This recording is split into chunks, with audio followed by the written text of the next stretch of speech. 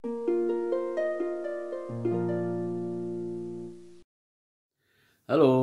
Assalamualaikum warahmatullahi wabarakatuh. Ketemu lagi di vlog Juru Baca, saya Sanas Pahani. Kita ngobrolin puisi lagi. Saya kali ini pengen ngobrolin sajaknya Godi Usnaat. Sudah lama mendengar namanya, baca sajak-sajaknya di beberapa website.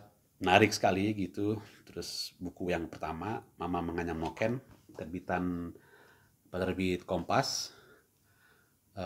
Kalau nggak salah masuk 5 besar atau di Kusala Sastra tahun lalu. Ini buku ini terbit tahun lalu.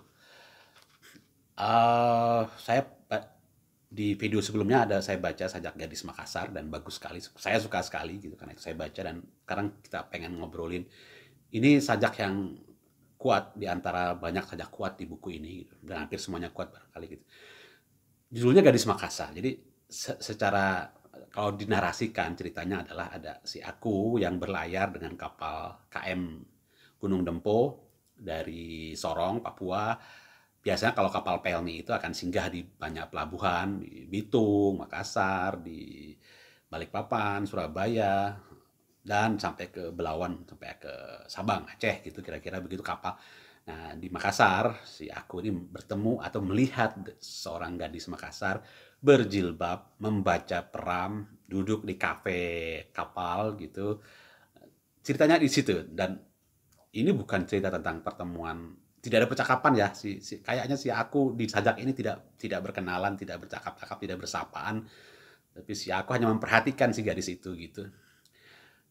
Ini sajak tentang pertemuan biasa saja enggak, menurutku ini sajak tentang bagaimana hubungan orang Papua dengan Indonesia yang menegangkan, yang barangkali ada saling mencurigakan gitu. Barangkali ada juga tidak bisa sepenuhnya orang Papua mengekspresikan dirinya sebagai orang Papua di hadapan Indonesia.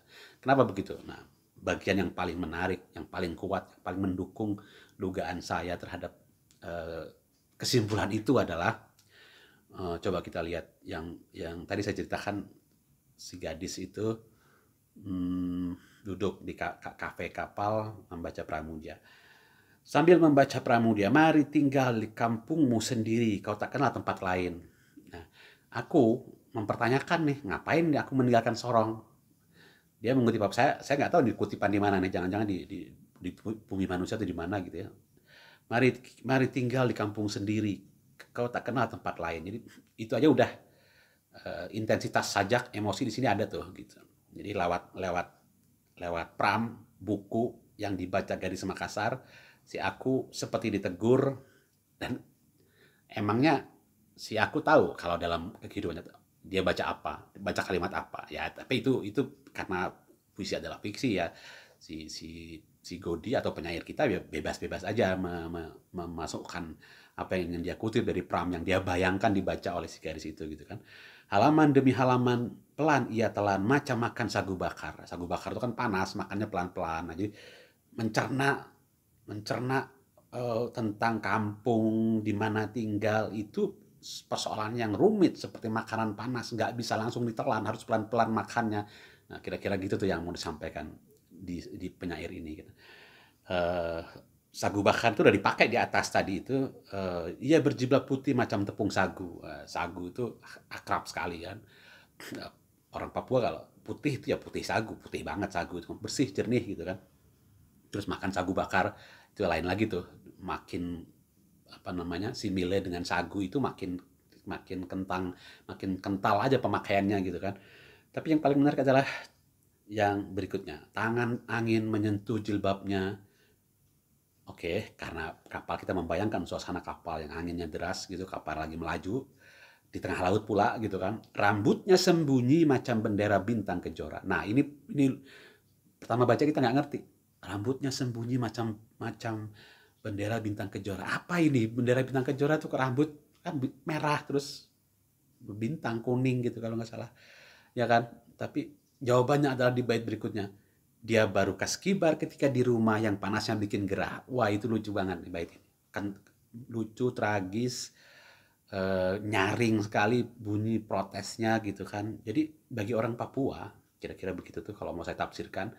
Identitas Papua itu kayak rambut bagi perempuan memakai jilbab. Depan umum nggak apa, harus ditutupi dengan jilbab, dengan identitas lain. Seperti bendera Papua yang kalau nggak bisa dikibarkan, harus merah putih yang dikibarkan. Apapun arti bendera itu, mungkin identitas Papua, mungkin semangat simbol perjuangan orang-orang Papua,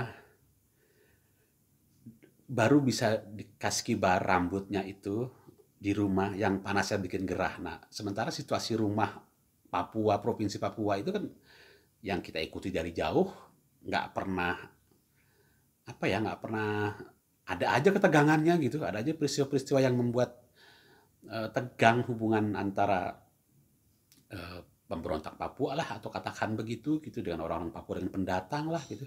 Nah itu seperti uh, identitas Papua dalam sajak ini dipakai simbol bendera bintang kejora itu baru bisa dikibar di rumah, seperti rambut perempuan berjilbab yang baru akan dikibarkan oleh si gadis kalau di rumah, dan rumahnya gerah, panasnya bikin gerah.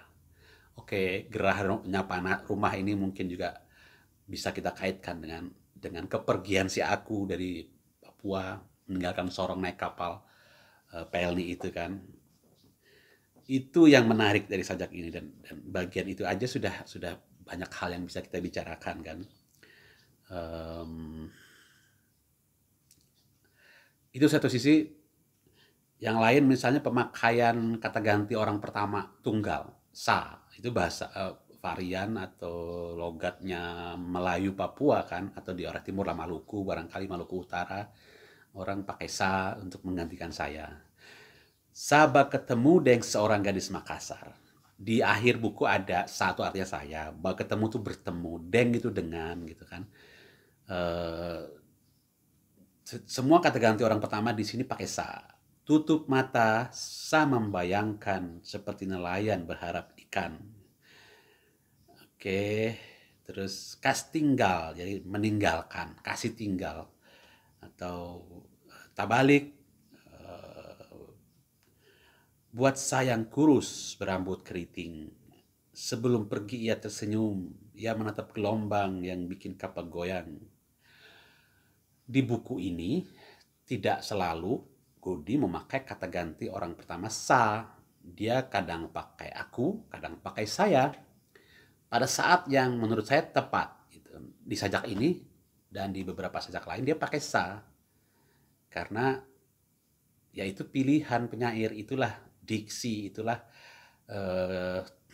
apapun yang dilakukan seorang penyair dalam sajaknya, termasuk kita punya pilihan banyak kan, ada di video berikut sebelumnya juga saya udah bilang ada, kita bisa pakai aku, beta, daku, hamba, saya atau sahaya. Nah, di sini sa dipakai. Saya tidak terganggu dengan pilihan itu, bahkan saya bisa merasakan intensitasnya sebagai, karena memang pengen bicara soal identitas Papua, maka pemilihan kata sa dan beberapa kata yang tidak susah untuk saya, nggak pernah mendengar secara langsung orang Papua bicara memakai kata ini di sajak ini, tapi saya bisa paham, nyaman aja gitu. Belakangan saya buka aja di oh ada ternyata glossary kata-kata yang menjelaskan itu gitu. Tapi tanpa membuka itu saya bisa paham kok. Nah itu yang penting ketika seorang memilih kata yang tidak baku dalam bahasa Indonesia, dan di Indonesia banyak banget. Saya melihat gejala itu sekarang banyak sekali yang melakukan. Jadi ada kepercayaan diri para penyair dari daerah tertentu, berlatar belakang bahasa daerah tertentu, dia berbahasa Indonesia dengan baik tentu saja gitu ya. Buktinya sajak-sajak lain di buku ini Godi berbahasa dengan baik, memakai kata ganti aku, saya dengan wajar-wajar saja gitu. Nggak ada keharusan untuk itu, tidak ada juga keterpaksaan untuk melakukan itu gitu. Nah, tapi ketika dia juga menggunakan sa ketemu deng, kas tinggal, tutup mata sa, kas tinggal sa, ada 2 kali dipakai kas tinggal, nyaman aja juga gitu. Bahkan menambah nilai, menambah intensitas menurut saya di puisinya ini gitu. Oke, Godi Usnaat, saya suka banget puisinya ini. Saya sudah bacakan.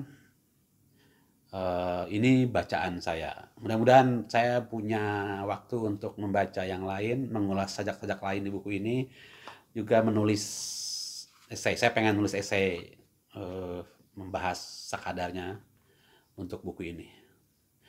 Terima kasih sudah menyimak video ini. Ketemu lagi di video berikutnya. Assalamualaikum warahmatullahi wabarakatuh.